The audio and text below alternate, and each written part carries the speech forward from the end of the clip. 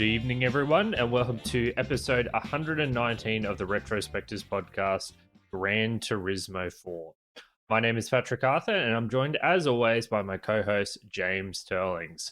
James, we've returned to the racing genre, but with a bit of a different twist. In the past, when we've done racing games, we've done rally arcade games like Burnout 3, and we've done a couple of more arcadey kart races, Diddy Kong Racing and F-Zero GX. However, this time we're doing something that is a racing game that's more approaching the racing sim, and I think most do consider GT4 a racing sim, if not the most robust and detailed one.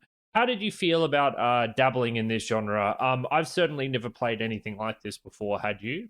Yeah, so actually, historically, for me, this has been a genre I've kind of actively avoided. To be quite honest, I never really saw the appeal of this at all compared to something like arcade races or kart races. There was something a bit more, I guess, mundane about this kind of genre. But actually, now that I've played it, and I actually have a bit of a, I don't know if this is a hot take, but something I realized was that these sim-like games are actually a lot closer to something like an RPG than I previously thought. There is a lot of in-track skill and out-of-track like knowledge to learn that to help you get better times on tracks. It's quite interesting, and I actually found this time around that when there is some real-world conceptual backing to the things you're doing in game, it makes it quite interesting to learn and get better at. I think that one of the things that stops people like you and I from getting into this genre is that there's almost a presupposed enthusiasm or familiarity with the world of cars as a hobby. And truth be told, James, I don't really give a shit about cars at all. Like, it's just not something I have an interest in. And as a result, I just kind of have glanced over these games that are focused on cars. And, you know, I'm a history buff. I can see the appeal in a World War II fighter pilot sim because of the history link. But cars, for me, I just don't have that kind of enthusiasm for. That being said, I do think that the process of learning a skill is something that appeals a lot to me. I mean, that's what playing a lot of new video games are like. And that RPG thing you mentioned is absolutely true, but for me, it was perhaps not to the game's advantage.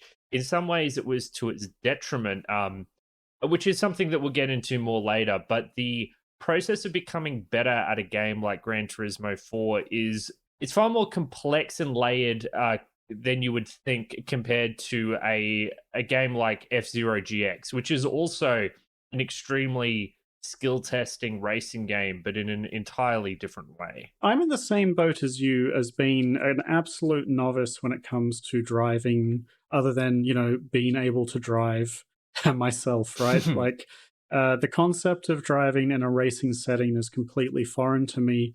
And there was a bunch of things that I think are probably very obvious to like seasoned racing veterans that are just not obvious to me at all. For example, something I vastly misunderstood is just how much of racing skill comes down to cornering, for example. I feel like cornering is actually like 95% of racing, and not, you know, that it's like the entire point of it is being able to corner better than everyone else. Yeah, I was constantly getting surprised playing this game. The thing that stood out to me the most was this concept of brinksmanship. This idea of pushing yourself to go as fast as you possibly can while still maintaining control of your vehicle. Once again, this stuff might seem obvious, but in a lot of more arcadey racing games, you don't need to find that balance. You just get good enough to the point where you can always go as fast as you possibly can through a lot of areas. With GT4, it was a constant struggle to find that balance, to push myself to go as fast as I possibly could without spinning out and crashing. And it was a constant battle every single time I took that double corner. You know, in kart races, you just always take the shortest route possible, right? So when there's a corner, you hug the inside of the corner while drifting around it because it's the shortest path around it. That is not the case here. The racing line is very important, and if you don't really understand how it works, you're going to have a bad time, which was the case for me. But yeah, I'm glad we picked this one. It was a vastly different experience to one we've had previously in the genre. Which is always a good thing. And for those who have never listened to us before, this is what James and I do. What we do is we play retro classic games in the past that are at least 15 years old, and we play them from a modern perspective. We go in not trying to appreciate these games in the time in which they were created, but instead review them from our modern new perspectives, review these games as if they were released today. Now, what we normally do is we compare these games to modern equivalents, but we're in a bit of a unique position here because of Jameson's eyes inexperience with the genre. So the way we're going to be approaching today's review, I think, is far more in line with what would a new player's experience be coming to a racing sim if they have no real prior experience? And is Gran Turismo 4 the best way to do it? And we can kind of imagine and hypothesize things that this game could have done better, something that modern versions, GT7 or other equivalents, may indeed do better. Something I'm interested to hear after this episode is what the new Gran Turismo and new versions of this game do to see if they address any of the what we perceive as problems with this game, because it's definitely a mixed bag. It's a very interesting game, but one that that produced a very particular, unique experience. One that I don't know is endemic to this genre as a whole or is specific to Gran Turismo 4. So just to give you some very, very brief background on Gran Turismo 4, this game was released in 2004, developed by Polyphony Digital, and was published by Sony Computer Entertainment for the PlayStation 2. I'm pretty sure it was a PS2 exclusive, right, James? Yes, I believe so. Yeah, the PS2 at this time, of course, was the cutting-edge console around that time, so it was very much all bells and whistles, as a lot of racing games often are. These racing games often push hardware limits to their extremes, and I think it was at this point in time. Slightly different today, but at the time I'm sure it was absolutely gorgeous. I think what we'll do with this episode, James, is we'll kind of just talk people through it and our experiences. So where do you want to start exactly with what the game dumps you into when you first launch the game? Yeah, I think I want to approach this from the perspective as a new player, not only to Gran Turismo 4, but to maybe these simulator style races in general. So to me, like the first thing I did from the main menu was start up, Gran Turismo mode, which is kind of very sandboxy in the way that you can kind of approach things. But generally, I think it would be wise for every player, and this was something I learned the hard way, to begin with things like the license tests, which generally try to teach you about cornering and how to play the game. They start off with very simple things such as braking, just going down a straight and trying to brake and have your car land in the designated spot. And then they start adding more complex cornering, and hopefully by the end you have a much better idea at how to control the game. I'd say this is essential. If you jump into a race without doing these license tests, you're going to not be able to take a single corner. Like the way you have to approach this compared to your Mario Karts and so is just completely different. Taking a corner, particularly a hairpin style corner, requires you to approach it in a particular way that you just don't need to in other racing games.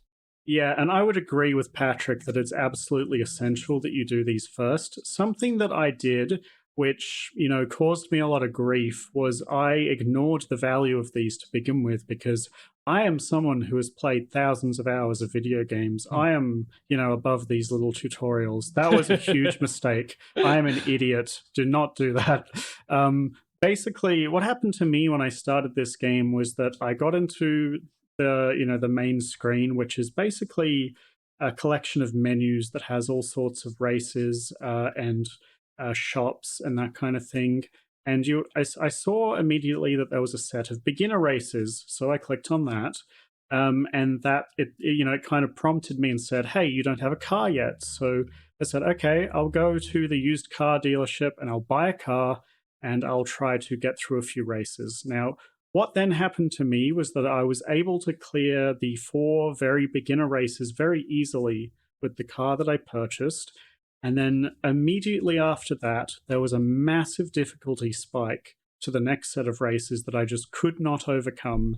And one of the things about this game is that you have money, right? You win credits from winning races, and you spend those credits on upgrades for your car or new upgrades and all sorts of things. But in the beginning of the game, let's say a basic upgrade to your engine costs 4,000 credits. Coming first in the baby difficulty races gives you like 600 credits. So if you're in a position like I was where you can't win better races, you're kind of stuck doing these same four boring races over and over and over until you have enough credits to maybe upgrade your car to be better. And that's assuming that you understand how to upgrade your car correctly, because there's a lot of options, right? And you don't really know what effect, because I don't really understand cars very well or There's the not a physics stat behind screen that them. comes up. It's not like Yeah, Pod Racer where you hover over this part and it says it'll increase your performance by X amount. Doesn't yeah, exist. yeah. So what happened to me was that I got myself into a situation where I had a poorly upgraded car that wasn't suited for the races I needed to win. And to effectively get a new car and start again, I would have to do the same race for like 30 times in a row or something, right? So I just, after maybe, 8 to 10 hours of playing, I gave up and just started a new save file. So to me, as a new player, I would strongly recommend everyone who plays this game for the first time going to the license tests first, doing all of the B licenses, doing all of the A licenses, and after that, the game will give you a car, and that car is quite good for the beginning races. So, because you get that car for free, you can spend all of your money on upgrading it, and then you can use your winnings to fund the rest of your racing career in the game. I would not recommend buying your first car and then starting. I want to go even a step further than you, James. I would say I would recommend playing the first 10 to 15 hours of this game with a tutorial up that specifies the order in which you do things. I think after that, you can take advantage of the sandbox. But for me, I think that the options to you at the beginning of the game are just completely overwhelming. Yeah, They're overwhelming. They are poorly presented to the player with a lot of menus hidden in menus. And there's a lot of time. It's very time consuming. There's a load in between every one of these menus when you go in or and out. And information isn't presented cleanly to the player. There's lots of hidden information as well if you're unsure of what the car world is like. For example, cars are divided into countries and then dealerships. If you do not know what cars belong to what countries and what dealerships belong to sit underneath those countries, then you just have no idea what you're purchasing. You don't have no idea of the performance of the car you're purchasing. You have no idea what an upgrade does for your car, really. Like, you can take an educated guess, but you don't know what's good bang for your buck. And this is before we even get into the more advanced things like tuning your car more specifically. It is a complex, messy beast. And although on the surface it's fairly cleanly and plainly presented, I think for someone with no knowledge of racing sims, this is way too complicated to get your head around. yeah, and it's actually quite interesting to me because I think the way that the game presents the tutorials for actually driving is actually really good. I would say that all of the license tests, all of the driving missions that teach you about overtaking, all of that was excellent. To me, what was kind of missing was an equivalent set of tutorials on tuning and purchasing and the effect that certain things has on your car. I understand that a lot of that has to should come through you playing the game and getting a feel, but I think that the game kind of assumes, and I think it's honestly, I think it's kind of fair that the game assumes that you have an interest in racing to begin with. So maybe some of this is obvious to the intended audience. It definitely wasn't to me, though.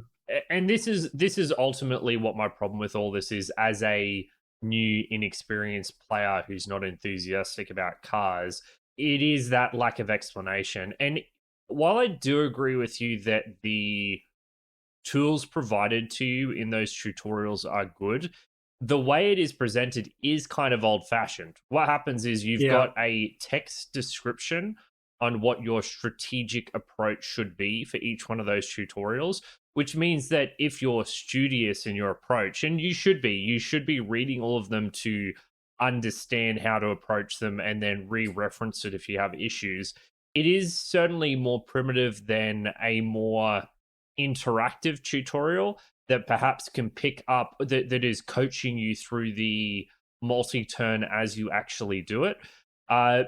So it's definitely not hostile to the player, but is one that requires engagement by the player, a willingness to study to improve as a player. yeah. And when I say study, I don't just mean like, rereading the tutorials over and over. I actually think that if you are like me or like Patrick, you probably are going to need to do a fair amount of out of game reading on the internet to, because some of these terms to me, it was not obvious, right? Like No. I didn't understand how car physics worked when I saw, to me, I think a very basic term in this sort of space is the phrase racing line, which I actually didn't understand to begin with, right? That's how basic it was for me. But I think this is like a very basic phrase that anyone who is interested in racing would know. But the game doesn't explain that, so I had to look it up, and then it made super obvious sense to me when I read it. Yeah, I was going to mention this about the tutorials. They kind of explain what it is you need to do to complete the tutorial within the time limit, but they don't necessarily explain the how or the reasoning behind it, which I found a little frustrating. It's like, okay, I understand how to take this corner now, kind of, but can you explain to me like why this is the best thing to do? Because there's this problem with the way I like to learn things is very heuristics based. Like I like to learn the underlying principle behind something and then try to apply that underlying principle. And I Yeah. think that what happened in the end is that I kind of just developed a feel for it by experimenting with different things as opposed to developing a deeper underlying understanding of how it all worked and then applying it purposefully as I went through these races. Yeah, I do think there was an attempt. Like, there was a series of tests in a row that would make you do the same bit of track with a different car to feel how it would change, like to see how it would change with the different kind of driving setup. Or it would say things like, if you brake too early here, you'll probably get understeer or that kind of thing. Mm. Another bit of jargon I didn't really. Yeah, I wonder if it's a translation problem because this game is, made in Japan as well. So I don't want to be too critical about these, though, right? Because although I came out of the tutorials maybe not with a deeper understanding of racing physics as a whole, I definitely was improving as I went along, and by the end of it, I felt far more capable as a oh driver, yeah, I I guess. agree. I think they're quite good, even though yeah, we are criticizing a bit. And I want to say, like, when I restarted my game and I did these a second time, a lot of the explanations actually made a lot more sense than they did the first time around when I was a bit overwhelmed with all the new jargon and that kind of thing. There's also this idea of like, to what degree is it the game's responsibility to explain driving concepts to the player? Like, I just keep thinking of like, what if someone had never played a first person shooter game before and I put them in front of Call of Duty? Like, would they have the same kind of experience that I'm having now, where things that are like super obvious to me in things like strafing in order to more efficiently move through an environment, is that like exactly the same thing that's happening here with GT4, where I'm Yeah, it might be. expecting too much of the game in its ability to teach me, and it's actually doing a reasonable job, and to some degree you just need to live and experience it in order to get better. Yeah, I think that's a fair, assumption. And like, I think that if you do follow a guide to begin with, you'll probably have a pretty good time. I think it's a mistake to go in blind if you are completely new, like we are, though. Hmm. Which is weird because most of the time that is how we like to approach these games. Yeah, Go in, if not completely blind, at least reasonably blind, and experiment and mess around with things and see what works out. Like that's something that James and I both love doing in games and seeing what happens. But with GT4, if you are as inexperienced as us, I think, yeah, like James said, I think it's a mistake. There will be plenty of time to mess about with the sandbox later. In the early game, you just want to follow a walkthrough, in my opinion. So once you've gotten through that, how did you find the actual experience of when you finally got to the tracks and you were racing and you were retrying the races and trying to get better lap times? Like the actual gameplay experience of Gran Turismo 4 compared to something like, a kart racer or a more arcadey game? Well, interestingly, early on, it was super easy. Like I think that the first Yep. few things I just blitzed through with no problems at all. I came in first place on the first attempt, even making mistakes going through them. So I was like a little surprised. I was like, damn, I'm good. And then it got to the stage where I was doing some tracks, and there would always be one car that was way, way, way in front of me. It Yeah. seemed like I was able to outmaneuver the enemy AI on the turns most of the time, which I felt good about. But then we would get to the straights and they would just be going faster than me, like way faster than me. I'd be like, Mm. what is it? Do I need to do better on the turns, or is this a car tuning issue? So it started off way too easy and then it got really hard, but not in the sense that I felt like my mechanics were being tested. It felt like I was either in the wrong race, I had the wrong car, or there was some tuning thing I needed to do to fix my performance. Mm. I found that generally, like, there is a balance between racing skill, tuning, and I guess the investment that you've made, like the amount of money that you've spent total on the car. Because unlike something like an RPG, I think it's not enough just to buy lots of expensive parts. You generally have to tune those parts correctly to get the most out of them, and oftentimes differently for specific tracks. A lot of the time, like once I kind of got my head around the basics of tuning and which were the most like cost effective kind of things to buy when you first got a new car, I did start to feel like if I lost a race massively, if I did the race over and over, I could eventually come first by getting better at the track. Mm-hmm. So I never felt that the there was too much importance on spending lots of money to make your car better. I felt like there was quite a lot of wiggle room in all three axes of improvement that I felt, I would prefer to try and get better before I tried to upgrade or change my tuning, which I think is a good balance to have.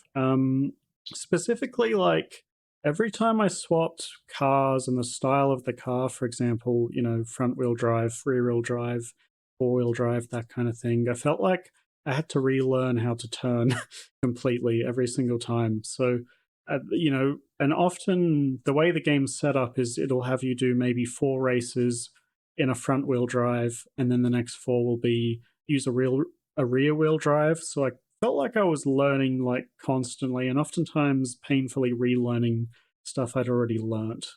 Yeah, I broadly agree with that, particularly when the races were longer, because the longer the races, the more opportunities you had to fine tune your approach to it. And time spent learning to do the races better is never time wasted, because Yeah. you're getting better at driving the cars, you are going to be better. I will say that broadly speaking, I found that the whole tuning and upgrading your car, as I kind of mentioned earlier, to be kind of obtuse. Like I still don't have a good understanding of how it all works. Tuning I'm kind of more on board with, because this is tweaking the exact settings of the car. So I enjoyed playing around with that a bit more. But the upgrading aspects of the car with the different costs, with it not clearly stating what it was you were improving or by how much, I found really frustrating.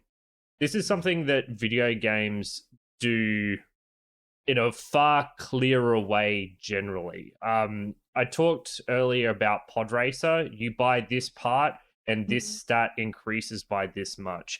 And I feel like even if that would be a lie in GT4 to some degree, just because upgrading a car part is obviously going to give far more complex ramifications than some stats sliding up and some stats sliding down. I feel like a visual representation, something similar to that, would have helped me a lot to understand what it is I was doing when I upgraded my car. So Yeah, as a result, this whole aspect of the game, the upgrading of your car, is something that I never really gelled with, and what I never really liked, just because I was struggling to grok what it was I was actually changing about the car when I changed the parts. yeah, I think that you have basically three metrics in this when it comes to judging the performance impact. So the first two, I think, is the torque and horsepower numbers that go up when you add the supercharger or you increase the engine. Mhm. That I think by the end of when I was playing the game, I was starting to get an understanding of just how beneficial making those numbers go up was, because I think one kind of affects your top speed and the other helps you power through corners when you slam in lower gear. And then on the tuning screen at the top right, there is kind of a curve that shows if you change certain things, how that affects your top speed at certain gears. Does changing this setting make me slower in second gear but faster in higher gear, that kind of thing? Mhm. And I found it was pretty overwhelming to begin with, and this bit in particular I still find overwhelming, but I think there was a sort of tool there to at least help me understand. Where I think the game really struggled with representing this information to the player is in terms of handling grip strength, the kind of tendency to over and understeer, that kind of thing. Handling in general, I think you just had to try something and see how it felt. There wasn't really something you could refer to when making the decision, which is really rough when you're like, should I spend all of my money on this thing that will maybe make the car feel better to drive, but Mhm. I don't know until I make the often quite costly investment. And if I'm wrong, I'm going to need to grind out a bunch of races I already did to get the money back. It's like, it's kind of unforgiving in this section. So something that I wish this game had done is exactly what Armored Core does. Armored Core, obviously is a is a mecha mecha game, so it's a little bit different. But the way it works in that game is that you buy the parts and then you can refund them for cost value at any time. So you Yep. can be very much trying stuff out, and if you don't like it or you want to upgrade later, you just swap it out at no cost to the player. I feel like this game punishes you for experimenting with different parts way too heavily. Like, if you want me to learn what all these things do, and you think the best way to do that is to let me actually test it out and feel it, you should be able to let me do the race with those parts, immediately refund them all, and try different combinations. Making me kind of guess my way through it, and then I have to live with my choices, is brutal. Like, it's absolutely Yeah. brutal, and something that for a new player is too hostile to me in a way that a lot of this game I don't think is. So if I had to nominate the biggest misstep here, it's this career style thing with earning money for races and everything.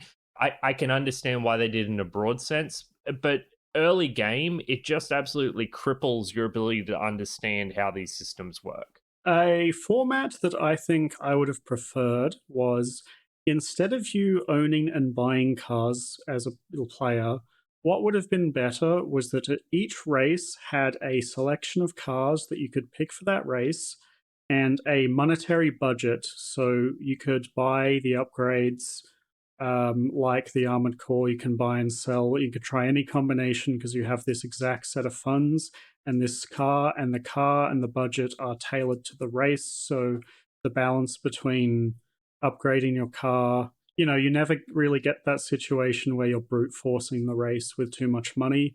You're actually trying and experimenting with a bunch of cars and the money. Yeah, I think that would have worked for me a lot better. James, I would have loved this. Yeah. This same kind of system kind of passed by my head. The concept of rental cars. You'd even make it so like the fee that you get for winning the race is a bit lower if you use one of the rental cars, like the rental cost gets deducted from the prize fees. But this way you could have the people who made the race have some cars pre-tuned to kind of fit the race's conditions. Yeah. And that way, when you jumped into the screen to look at how the car was tuned, you could get an understanding for the kinds of things you should be going for.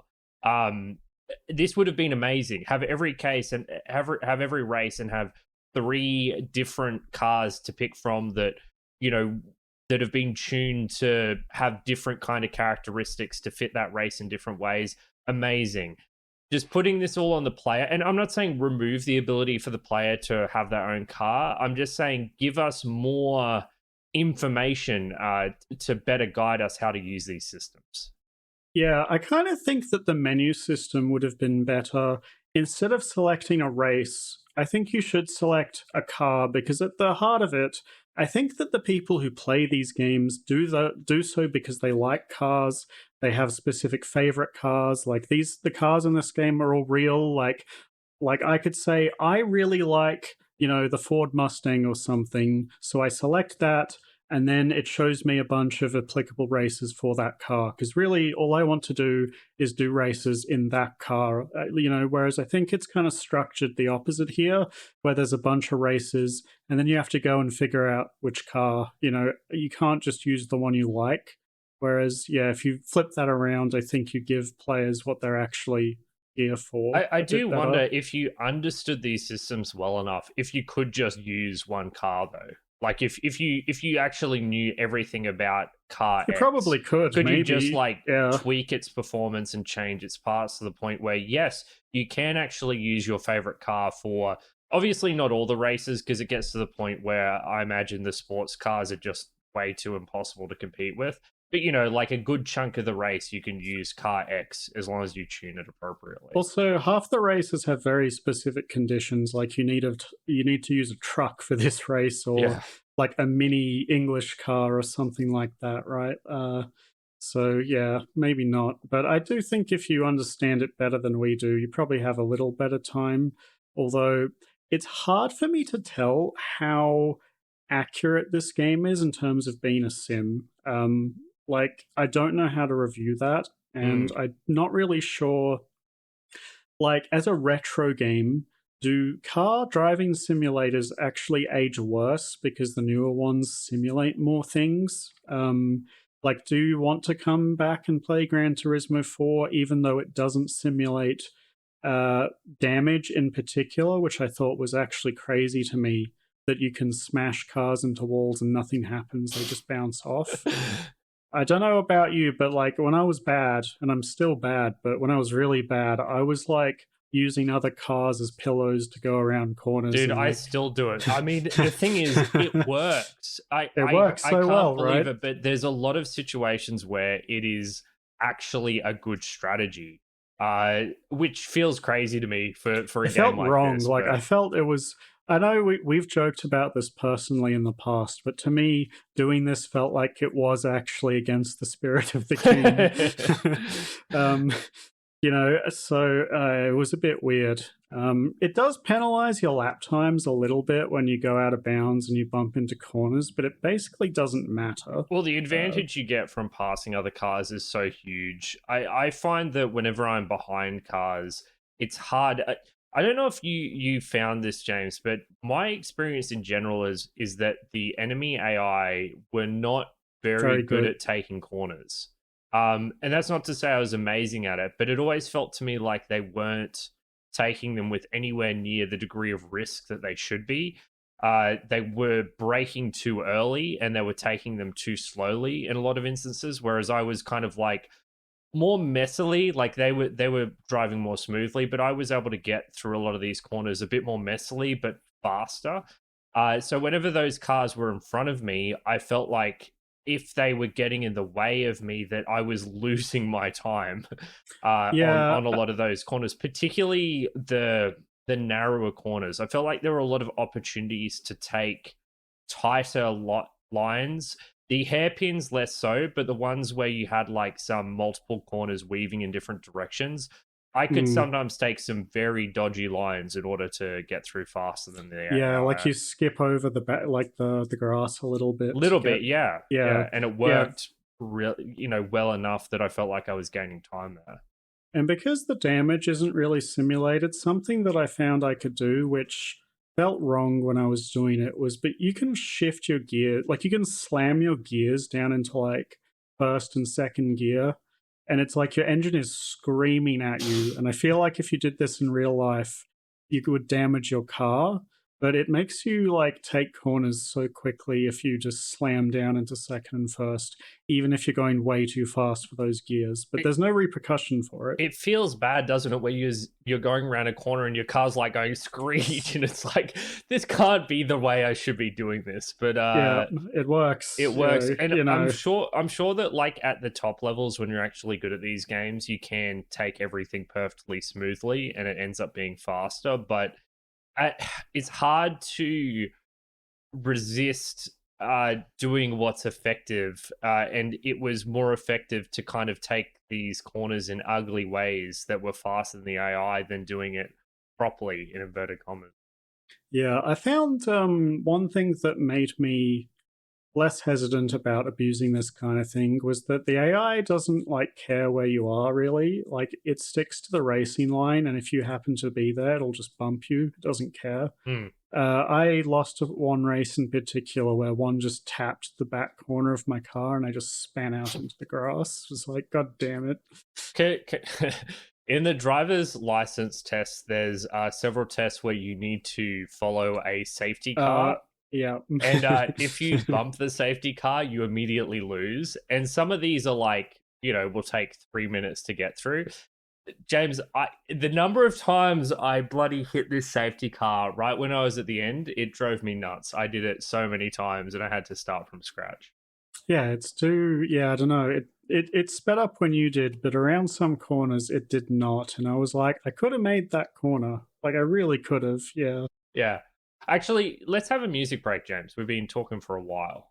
Yep, I agree. So this one was interesting. There's actually quite a mixture of music here. There's licensed tracks which play during the actual races. And I generally thought there was a good mix of these, although I actually wish there was more. And then there's a lot of Gran Turismo 4 specific music, which mostly plays like during the menus and after races and that kind of thing. How did you feel about it in general? I thought it was a good soundtrack. It's a lot of late 90s, early 2000s rock.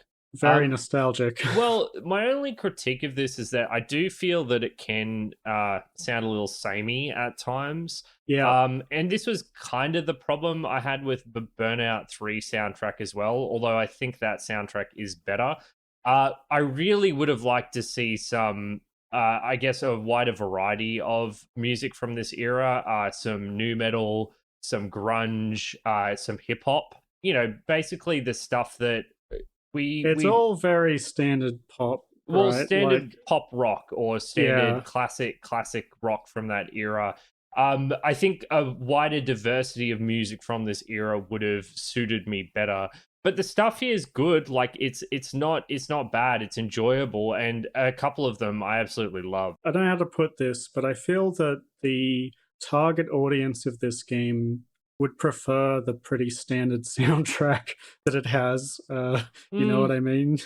Maybe, yeah, I see what you're saying. I just think that what popular music was for people of this era was a more broad palette than what is represented, is Yeah. kind of what I'm getting at. And I'm not saying that we need to have a bunch of weird indie music that tailors to specific tastes.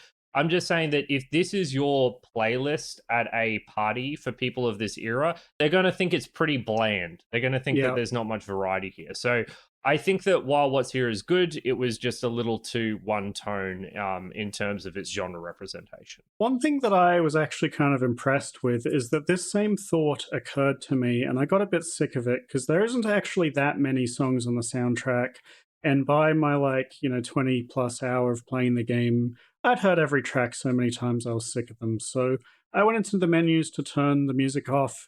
And to my delight, actually, there was a music slider for menus, for races, for replays. Like there was like six where you could, depending on the context, you could turn the music up or down. So I specifically turned the racing music down and left everything else on because I thought everything else was great, actually. So it is funny that menu music is absolutely delightful, and in fact it's far more memorable than any of the rock and roll soundtracks that play as you're actually in the it's race. got such a relaxed tone, especially the music that plays during the license test. It's like it very clearly sets you up for these exams in a clinical, you're talking to this guy who is guiding you through them kind of way. I don't know how else to describe it, but I enjoyed all of it quite a lot. Yeah, the main menu music is also great, and you spend quite a lot of time in the menus. It's a good way to unwind after a difficult race. I think the menu music is fantastic and is absolutely the highlight of the soundtrack, which is a crazy thing to say, but Yeah. that's how I feel. Yeah. Yeah, so let's maybe play a song from there because I think it's kind of important, and then maybe we can go out with a more bombastic track from a race. So I wanted to pick the Gran Turismo Mode 3 track, which I think is one of the best ones. It's actually every menu has four tracks that can possibly play, which helps to reduce the repetition too. So, another big plus for the soundtrack. So this is GT Mode 3.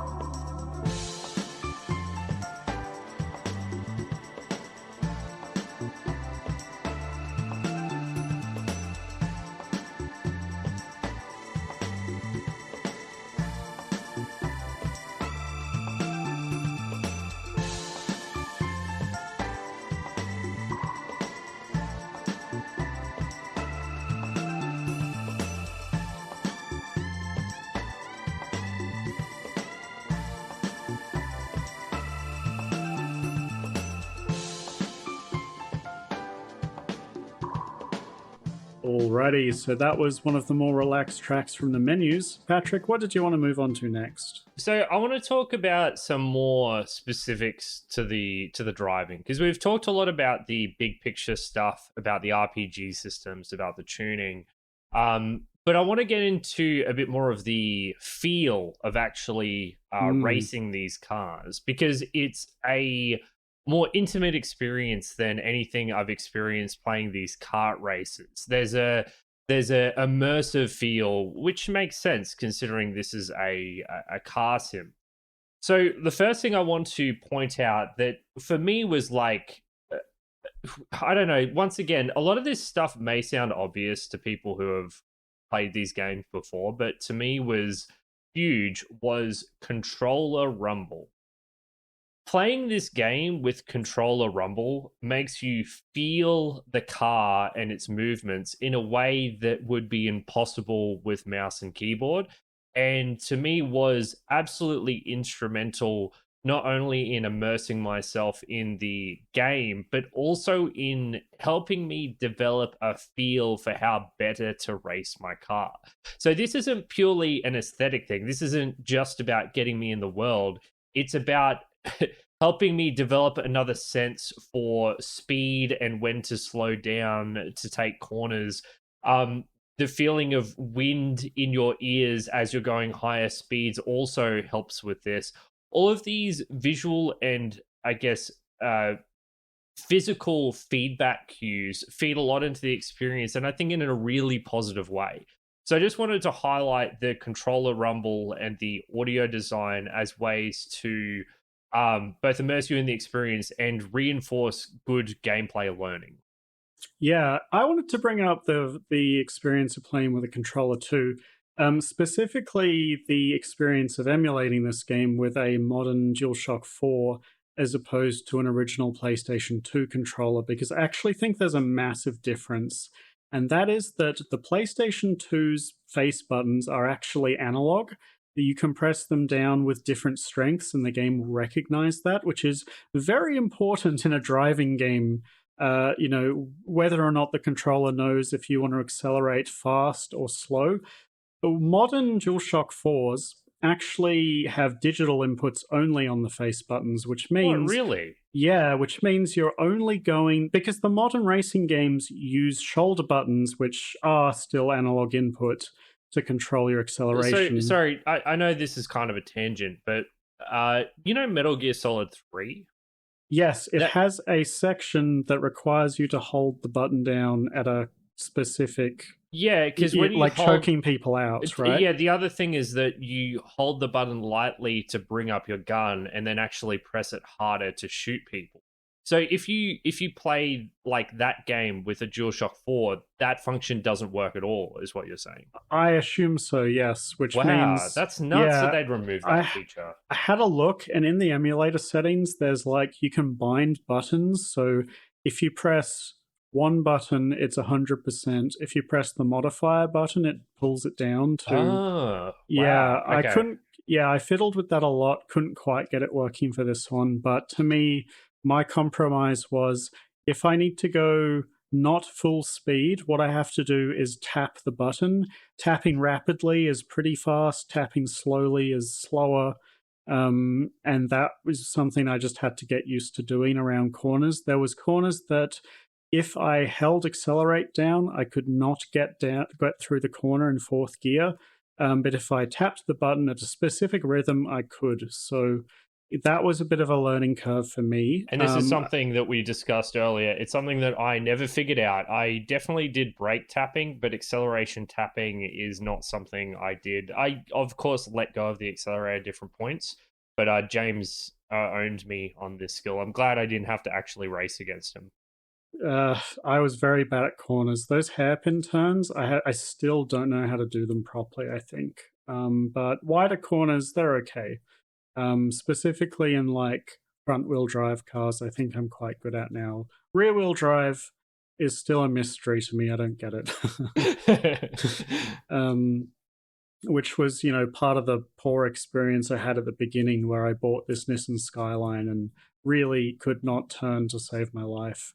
I remember there was this specific track in a city, and city tracks have like lots of little 90-degree turns. Like, So narrow as well. You've got so yeah, little room to yeah, you have to maneuver. drive in very specific ways. And I actually started playing this game in automatic because I thought to myself, like, it seemed a reasonable thing that if I reduced the complexity of my inputs, I could more easily learn this more complicated driving experience. But once I switched over to manual, I was like, I should have done this from the beginning because it's not very much difficult. It's not much more difficult, and the advantage that you get in this game when you can choose a gear specifically for a specific corner is massive, like I also think absolutely and huge, and it feels better it too, feels right? better, right? That's the other thing. Like you feel like you have a lot more control of the vehicle when Yeah. you're in automatic. Because you go back to, I did some of the driving tests after changing over to manual, and I don't think they have an option to switch. So you're driving in automatic. It just feels horrible. It feels like I don't know. I think that manual should have been the default. I Automatic should have agree. been locked behind a menu. Yeah, also metric units should have been. Yeah, the American bias. Although you said this game was made in Japan, does It Japan was, yeah, but I think this game is obviously marketed towards an American America? Yeah, audience. Yeah.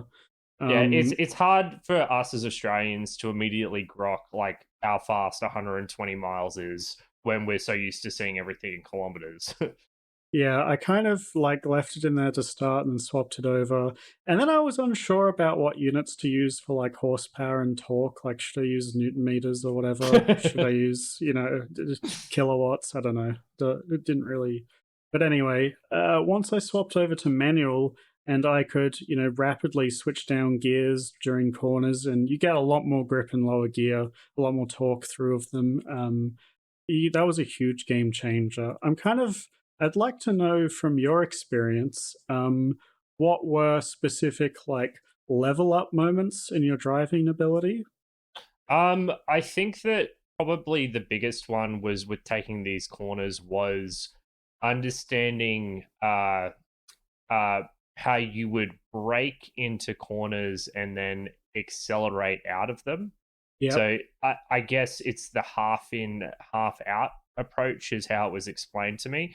So previously, I would just brake, then accelerate as I was rounding the corner, and it wasn't feeling really efficient. When I started braking into corners and then accelerating out of them, I was able to take them in far tighter and faster, more efficient ways.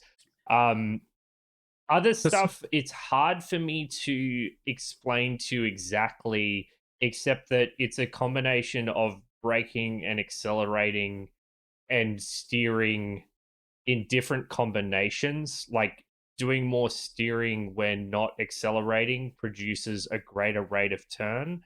So you yep. can, once again, take corners faster. But I have to admit to you, James, a lot of this isn't like if you were to ask me to explain exactly how to do it, I would struggle.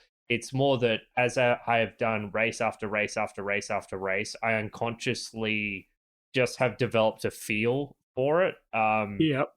Uh, and this is kind of going back to that feeling with the tutorials, not necessarily explaining the why and how behind these concepts.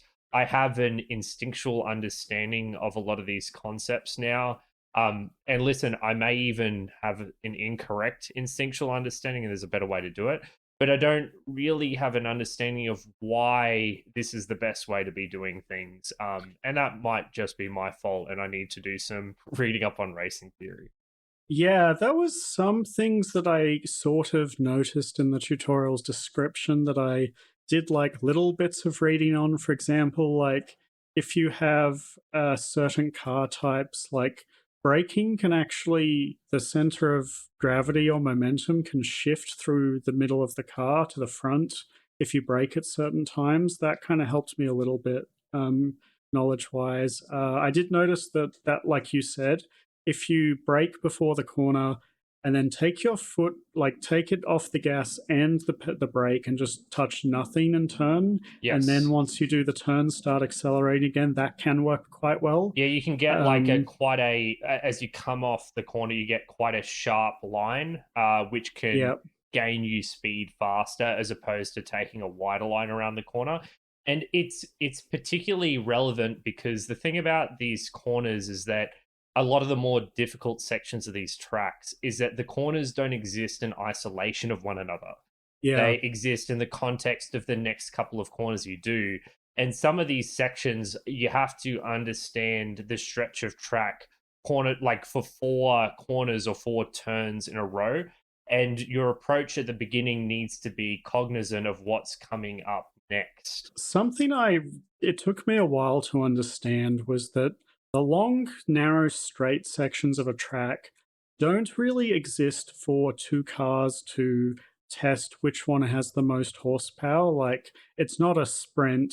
What it actually is it's a sprint that exists to make the next corner much harder, Mm. because those corners that come after a very long, narrow section, I found to be the most difficult because you have to brake much earlier, and you've got a lot of momentum to cancel out. And if you do it wrong, you will go spinning completely off the track. To be clear, It, you need to start braking sometimes 80 meters before yeah, the corner, like 80 meters, which to me sounds insane. Like when you think about what 80 meters is with your regular driving around the suburbs, that's an insane length of time to yeah. start braking. But you get to such high speeds that you need to be braking that far in advance. And maybe Do you know if did you ever get like the high level brakes? Like, do they brake you faster so that you can I th- start? there was only one tier of brakes, wasn't there? I think I I did. I I can't think remember messing with I them. think I bought them once. I noticed that to me,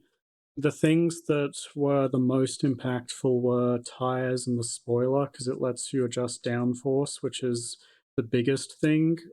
What about the driving wheel? I found that changing to the sports wheel, whatever, actually did help with my steering. Yeah, I found that as well. And then there was the racing chip, which was really cheap but kind of Yes, cost efficient.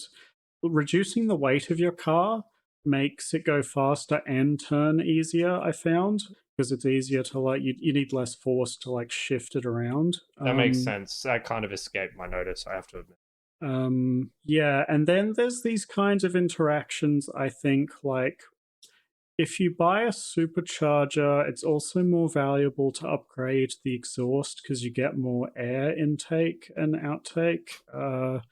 It was a bit messy, but yeah, there's stuff like that. But yeah, back to level ups. I wanted to mention that one of the biggest things for me was like understanding the racing line correctly. Like when I play Mario Kart, and I mentioned this before, I would always try to take the shortest route possible around the corner. Whereas I Mm. think a lot of the time here, you want to start on the very outside and then work your way to the inside of the corner and then back to the outside of the track to kind of make your turning circle as wide as possible. Because if you do that, you can maintain some of that speed because the sharper your turn, the more you have to brake in order to make the turn. So if you can keep the turn as flat as possible, then you can, keep your car in like third gear or fourth gear around a bigger corner, which lets you accelerate out of it a lot faster. It's not really about the actual physical distance traveled, but the amount of speed you can maintain while going around the corner. Yeah, and I think that this is particularly relevant when you compare it to kart races like Mario Kart. Like, one of the things that was remarkable about Diddy Kong Racing was that game had a super, super duper sharp turn, if you remember. Like, there was Yeah, sharp turn and then there was crazy sharp turn. And it basically, while it was very difficult to execute, you basically had unlimited flexibility in terms of how tight the corners you could take as long as you were skilled enough to time it correctly. Here, that is not the case. And the driving line is basically finding that sweet spot between speed and maneuverability. And you must obey it in order to get around the track as fast as you possibly can. And like I said, the brinksmanship of it is that you're constantly trying to go as fast as you possibly can, but if you go too fast, you will, go off the track. So, and in terms of like game design, actually, it works quite well because it's that classic like risk versus reward thing that makes so many games fun to play. and it's constantly there, like Yeah, 40 times a race. Every single corner has that risk reward balance, and I love it. It's what makes these races so engaging. yeah. And I found that generally, like, something I noted early on was that all of the tracks in the game are kind of based off real world tracks, which means there isn't like the kind of track variety that there is in something like Mario Kart or, F Zero GX, for There's no big example. jumps. Yeah, there's no big jumps. All of them are kind of similar. There's hairpin. All of the kinds of corners are, you see them repeatedly on different tracks, but they're all a bit different. But I think that the amount of depth that each track has in this game is actually quite a lot. So to me, I didn't mind if I was redoing the same track, 5 races in a row trying to get better times because I was still engaged and trying to improve at each corner. And because I feel like the skill ceiling is so high, you could do each of these dozens of times and get better and better each time. It's really funny. One of the pieces of advice that the tutorials frequently tell you is, yeah, just memorize the track. And at first I was like, that's a stupid piece of advice. You want me to just memorize the track? But it's actually a really That's good piece of correct. advice. Yeah, You yeah, are meant to just memorize and learn how to take these turns and do them over and over and over and over. And the thing is, James, I actually completely agree with you. It is engaging and fun and interesting to learn how to take these turns better. The tutorials of this game are really fun, despite the fact that you're literally taking the same corner, for me, sometimes upwards of 20 times before you get it correct, because Hmm. trying to nail that turn and experimenting with different ways to take that corner before you find the right line is engaging and fun and interesting. So it seems mad to say it, but for me, this is the best part of the game. It's the actual racing and improving at the mechanical skills that are required of I you. mean, I think that should be obvious. It should be the best part of the game. If it's not, I think something's gone horribly wrong, to be honest. Well, I guess what I would say is I think that the difference between a game like this and F-Zero GX is that while the mechanical skill here is a lot higher to take a corner, that ends up being not the entire sum of the experience of getting through this game. Mm. The tuning aspect of it and the upgrade aspect of it is a core part of the experience in a way that it isn't for kart races. Kart races, and I know that like the Super Mario games, I know that they do have tuning available to them. F-Zero GX has some limited tuning available to them, but I would say that the core of those races is very much on the technical skill demanded of the player.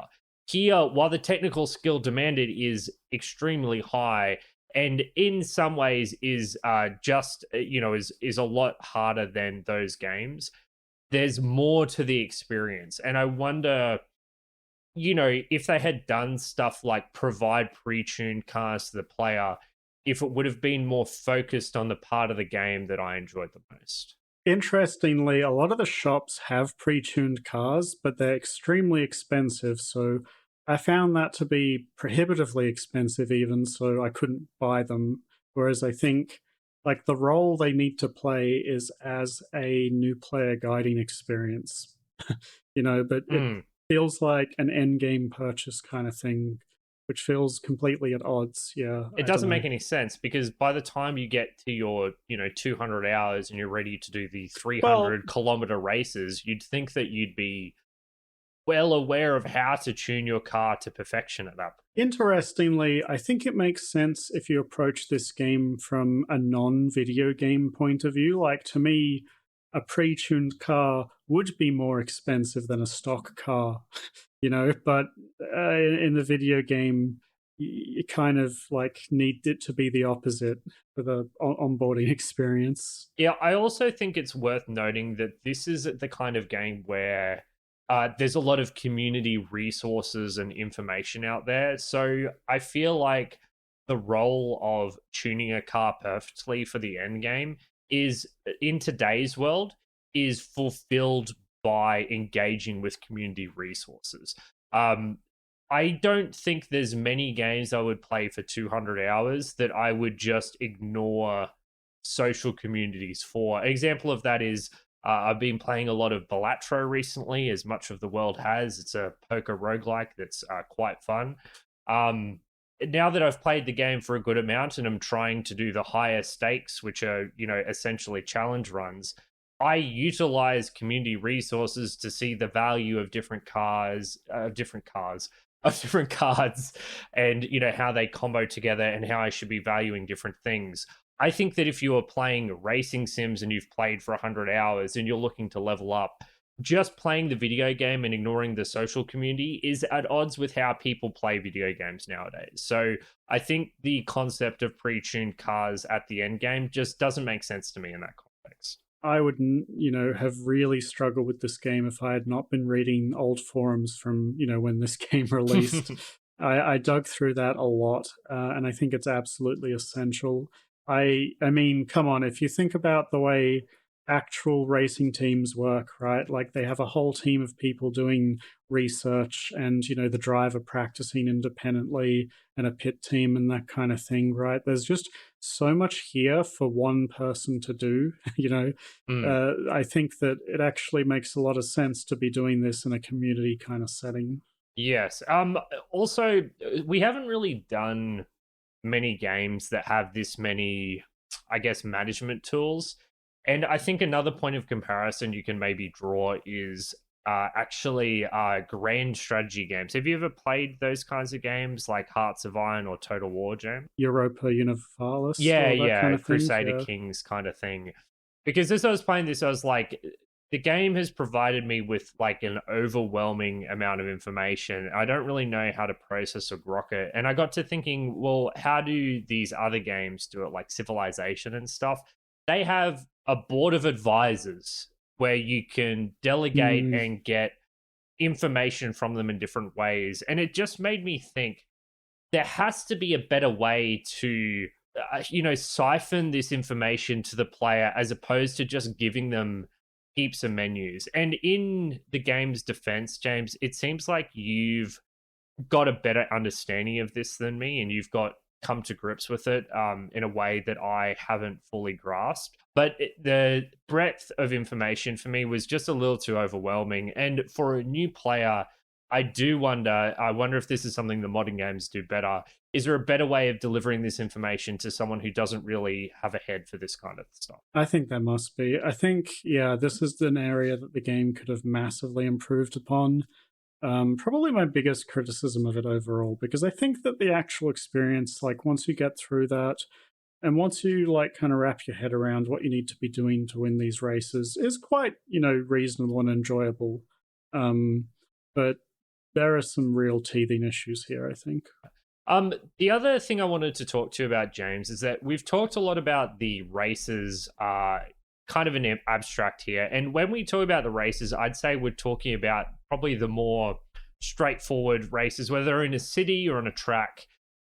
This game has a lot of content, like Oh my a god, it's lot of huge. content. I don't think we would have. Feel like you could sink like 300 hours into this game. I feel like I got 10 to 15% of the way through this game, which in some ways is embarrassing, like considering how long I played it for. But I did a lot of failing with this game at first. So I feel like I still put a good amount of hours into it. Okay, so Gran Turismo 4 on How Long to Beat, it says that the main story, which I assume is beating the beginner, intermediate, and advanced tracks, is about 80 hours, right? Yep.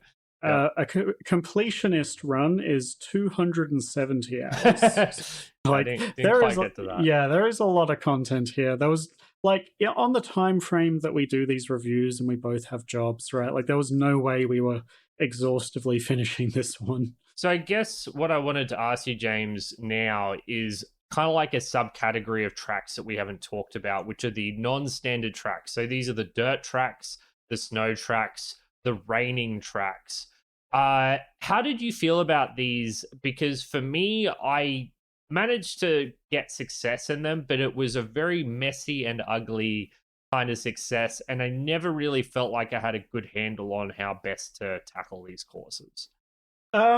Honestly, I quite liked whenever I did a dirt track because I could kind of play like I do in Mario Kart, which is just drifting around endlessly. Snow was way too hard. I struggled so hard. Every snow mission I did, I basically treated it like I was a ball on a pinball table and just bounced around off the walls until I could do that fast enough to win. So definitely have no idea how to do those. Dirt was fun. Rain added a cool little tweak to the formula, which I thought was neat. And I think it's a good thing to include in a sim style game. Like, it's quite cool that there are all these little optional modes and kind of races to have a go on. It gives the game a lot of longevity, I feel. Yeah, I want to take a step back here and kind of delve into the profile of this game, and I mentioned this earlier, how this game has a career mode with money and unlocks and everything, but it also has this breadth of content, with a lot of options in the order in which you tackle it, which is more similar to a sandbox game. And I think that to some degree this game has an identity crisis, at least coming at it as a new player. As a new player, I guess what I would prefer is that it go more into one or the other. So either give me literally every car and every tuning option and every track and every combination, so that I can experiment and play with it with no repercussions and easily try whatever combos of stuff I want. Obviously, that would be very difficult and hands off because it would be overwhelming, but it wouldn't be punishing me in any way for spending money on the wrong things. Or as a new player, what I kind of want is I want to be railroaded and tutorialized in a very specific, strict order, which is something that the kart racing games tend to do. You know, you do one race at a time, and when you beat that race, you move on to the next one. This hybrid approach that GT4 has selected, I think, is probably ideal for people who are very experienced with the genre, because it means that you can still have the enjoyability of like a single player campaign without being railroaded through boring stuff that you're clearly far beyond. But for a new player, I think it's the worst of both worlds. A lot of the time while playing this game, James, I felt like I am not the target audience for this game. And I think that that really comes through with the structure of this game. Yeah, totally agree with that. Did you actually go into the arcade menu from the main menu at all? I didn't actually. Didn't really touch it. I wonder if maybe that was a mistake and we probably should have tried that. There might be actually some races in there that are more, you know, tailored to what we were looking for. But honestly, like, even though the game was a bit rough to learn, like, I still found it quite an insightful and interesting game to play because it's like so out of my wheelhouse. So I think I learned a lot about the genre as a whole, and I think I have maybe a bit more of a newfound respect for it than I used to, having avoided it for so long. I think there is a level of depth and, you know, amount of stuff to learn here that I just did not appreciate before we tried this. I was talking to my sister earlier today, and she's like deep and heavily engaged with Formula One. And as I was explaining my experiences, she was educating me on stuff that I should have known, just because her engagement, I guess, with racing sports just meant that she had an intrinsic understanding of all the shit that I was struggling with so deeply. So I was it was quite interesting how just having that background in just spectating the sport would, like, I'm certain she could have picked up the game and been playing it better than me immediately, just because she understood the concepts of like racing lines so much better than I did. There is this thing where, if, like, even if you're not practiced in it, if you at least know how to identify the areas in which you are weak, you can kind of improve rapidly. When you're so new as we are, even just identifying what you don't know is very difficult, which makes the path to, you know, improvement much more challenging. So I can definitely see that. You see, it's not just that. It's that in some ways we have been taught the wrong lessons with our history playing kart races, right? It's like preconditioned us into bad habits, which we had to unlearn in order to better do these races. Yeah. Anyway, James, I don't have any more major points. Do you want to move into a music break and then give final impressions? Yeah, absolutely. Did you want to pick one of the licensed tracks that you enjoyed? I wonder if we can actually play those, but give it a go. We'll give it a go, and, you know, we'll see if our, you know, huge commercial podcast gets a, you know, copyright strike. I think we'll get away. So the one I picked was a song I wasn't familiar with before listening to this, and it's Hell Above Water by Curve. I quite like this track. There's like a thickness to the guitar sound, which is a little different from the more, I guess, lighter 90s rock that I'm used to. It kind of, it feels like it's dabbling a bit more into nu metal, a bit more hybrid. And I love the vocalist on this track as well, so she's quite good. Yeah, don't have much to say except, yeah, this one stood out to me as my favorite licensed soundtrack. I'm with James. I still think the menu music is in many ways the highlight, but this one did stand out to me as a particularly good one.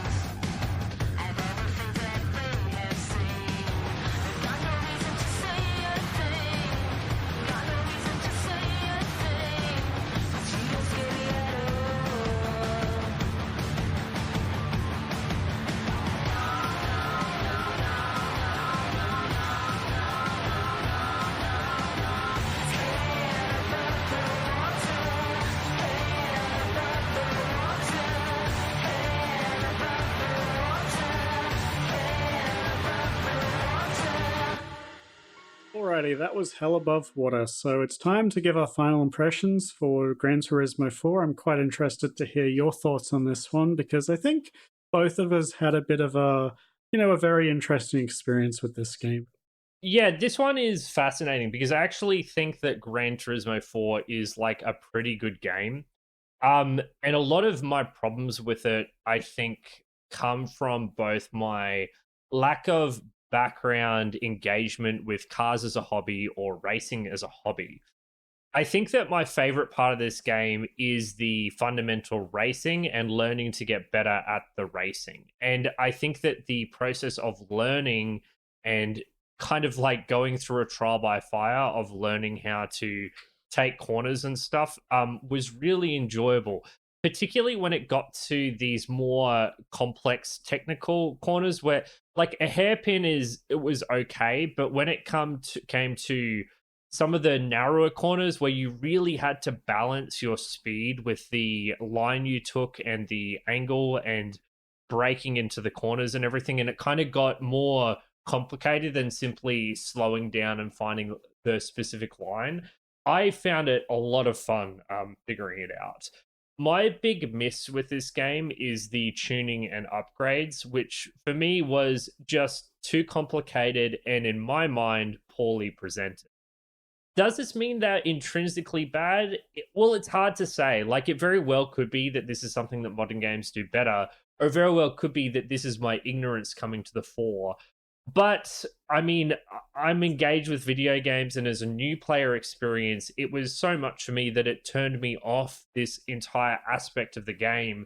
And one of the things that I ended up preferring about the arcade races compared to Gran Turismo 4 was that I felt like there was a much heavier focus on the mechanical aspects.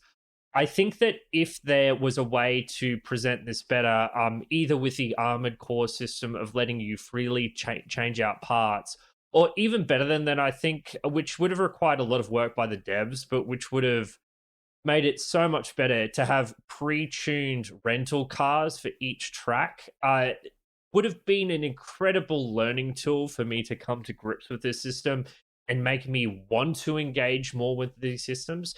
But in the end, I just was turned off by it and just didn't enjoy it very much. So, does this all add up to Gran Turismo 4 getting a recommend from me? I think ultimately I have to say no. That's not to say that I don't think people wouldn't get something valuable out of trying this if they are enthusiastic about learning the difficult skill of racing. It's more that I think, as an overall package, I think the game ended up being a little too hostile with the tuning and upgrades. And I can't imagine that modern games would do this worse. In my mind, that the modern GT games must do a better job of tutorializing that aspect of the game to players. But ultimately, that's got to be something that people who are more familiar with this genre can better explain to me. I do think it was a worthwhile experience. I'm really glad that we played a car sim, and I did get a lot out of it. But it's a very hard game to recommend to new players just because of how overwhelmingly complex a lot of the stuff here is. As for me, I feel similarly to Patrick, although I think I am a bit more lenient on it just because of how new to the genre I am. I agree in the sense that the new player onboarding experience is very rough, and I would not recommend this game to a fresh newbie to the genre without reading a guide like we ended up doing. It is absolutely required. That said, if you are willing to play the game this way for the first few hours, you will find quite a interesting and deep game to play. I thought that, like Patrick, the process of learning tracks, of learning when to brake, when to turn, how to find the right line, like what kinds of turns I could take at certain speeds, which gears to shift down. That process of learning was just really, really enjoyable to me, and I was very happy to do lots of that in long play sessions, right? I would come home from work every day and I would be very happy to play this game for 2 or 3 hours after my long day at work. It was quite enjoyable. But, like Patrick, I had a very rough onboarding experience and I can't understate just how hopeless it felt at the beginning. but it's difficult because I don't actually know. Because normally when I review something, I try to understand the game's value to both an audience that resembles me and one that would maybe be people of different skill levels. But it's very hard for me to understand how Gran Turismo 4 would be experienced by somebody who had a lot of racing experience. I just have no idea. So ultimately, I can only really talk about the way I experienced the game. And to me, that was one that was, 70% really good, 20%, mid lean, and 10% really painful at the start. But once I got over that hump, like, it's not like the game continued to be a mix of really painful and really enjoyable. Once I got over the painful bit, it was just really enjoyable. And if I keep playing this game, it'll still be really enjoyable for, all 300 hours of content that's in there. So from that point of view, I think I can recommend this game with a big caveat that you have to be prepared for it to be a rough onboarding experience, and you should definitely follow a guide for the first few hours. If you can do that and this kind of game appeals to you, I can easily recommend this one. If not, I think you should steer clear. Because I can imagine once you understand how to use these tools at your disposal, what you would do is you jump in a race, you try it, you come in third place, and you'd be like, okay, let me try tweaking these 6 parameters because I know exactly how those 6 parameters will affect my car and I understand how these will improve their performance for this track. And you jump in the menus, you go, then you try the race again, and you're like, oh, okay, that kind of worked, but that didn't. So let me just change these 2. And then you do the race again and you win. And having that kind of like intrinsic understanding of how it all flows and connects together must feel amazing. Like I can imagine that being a really fun experience. But I wasn't even close to getting there. Like I don't know how much time it takes to get to the point where that becomes almost instinctive knowledge. What I actually did was, because I emulated this game, before every race, I made a save during the section where you can tune your car, and I made a save at the start of the race. So I could quickly change my settings, start the race again, give it a go, jump back to that menu instantly with a save state. That made things a bit easier for me. It kind of let me work around the fact that, the game doesn't let you easily do that. There's often a fairly lengthy section before the race starts where you're either following the car down the track, or it's quite slow and laborious to, do it manually. If you're emulating, it's a bit more possible, I think. The final thing I wanted to bring up, James, like just anecdotally, is that I have caught myself after playing this game over the last few weeks, as I am driving to and from work and yes, I did the same thing. I'm like, what's the best line? I find myself taking corners in more efficient ways, and I have to keep reminding myself, Patrick, you're in a suburb going 60 k's an hour driving to work. Do not try and take the optimal fucking corner at peak hour. You're just asking for trouble. And I have to keep reminding myself because I'm just so zoned in on this process of driving more efficiently. I keep finding myself sliding to certain sides of the road so that I can take corners more efficiently. I'm like, stop it. You're going to get yourself killed. And have to go back to driving like a normal human being. So I've got GT4 brain rot. It's I need to get out of the habit because I don't think it's a good idea for suburban driving. Have you ever done kart racing, like over at Kingston, for example? No, I never have. I recommend trying that because it's actually, I think one of the reasons, because I've done it so much, like 4 or 5 times. Yeah. Like there were some of these ideas that I understood a bit better because, there's lots of corners you have to figure out the speeds for. It might be fun to go because, it's quite interesting. It's, it is the same thing. Lock it in, James. I mean, yeah, let's do it. Probably better than me, trying to, take a corner at 90 k's an hour in the city. Every time I do it, we finish the session for like 2 hours of racing. Yeah. And then I get back in my real car and I'd like, wait, I shouldn't be driving like a madman. Yeah. So yeah, it's a very interesting game, and I'm really like, for all of my criticisms and problems. Firstly, in some ways, I don't think it's the game's fault in a lot of ways, just because I'm not really necessarily the target audience. But also, I'm really glad I played it. I feel like I've learned a ridiculous amount, even if there's so much more to learn. So it was a good pick, James, and I look forward to when we eventually do a flight sim as well. That'll be a challenge. Yeah. So that's about it. Thank you so much for listening to us inexperienced noobs talk all about Gran Turismo 4.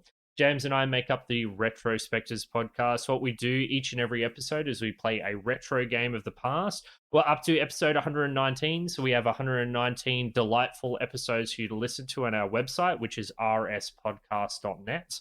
We've also got a bunch of articles that we've written and links to our social media stuff. The most important of which is our Discord server. Our Discord server is where we interact with our community, and it's where we take game recommendations. And we would be delighted if you would drop by, particularly if you have any experience with racing sims and want to give us further recommendations or corrections on things we have misunderstood. This is definitely a genre that we're ignorant of and want to learn more about. So please drop by and let us know what the deal is. I'd really like to know what modern sims do differently, Yeah, I and was whether they do thinking it that. better or worse. They must simulate damage, surely. It's Oh yeah, crazy. 100%. The other thing I want to know is, obviously on the show, one of the things that we've discovered frequently is that what old games do and the approach that old games take is often just as good and sometimes even better than modern games. And I just wonder if that's true for these games in any way whatsoever. Like, I can see the possibility of these modern racing sims falling victim to poor monetization models, for example. Like, I know that a lot of people prefer the earlier iterations of, football and NBA games because they were purer experiences that didn't lock, your team behind having to pay for booster packs, essentially. uh Maybe with the modern racing games you have to pay real money to get certain cars and certain upgrades. I don't think it's out of the Mm, question. I'm actually That looking it up. Apparently, even the modern ones don't simulate damage for this specific series. I know that you have games like Mudrunner, maybe Dirt, maybe there's like a different category of racing sims that is even more simmy than Gran Turismo 4 that have damage simulation. Yeah, I just it, don't know. This is something that you are going to have to tell us, listeners, because we are so ignorant of this. I'm looking forward to when we can get back to playing video games, James. real video games. real, Well, real video games. I'm tired of feeling like a complete noob. well, what are we playing next then? Well, we are playing something that is certainly a video game. We're doing a game that I have wanted to play for an extremely long time. One of the all-time classic immersive sims. We're going to be playing System Shock 2. And James is delighted because he had such a good time with System Shock 1. But honestly, I think that, James, you will have a much better time with this game than the first game. System Shock 2 is far more... it's radically different from System Shock 1, which has more in common with old school dungeon crawlers than it does modern Don't say that. immersive Dungeon sim. crawlers are fun.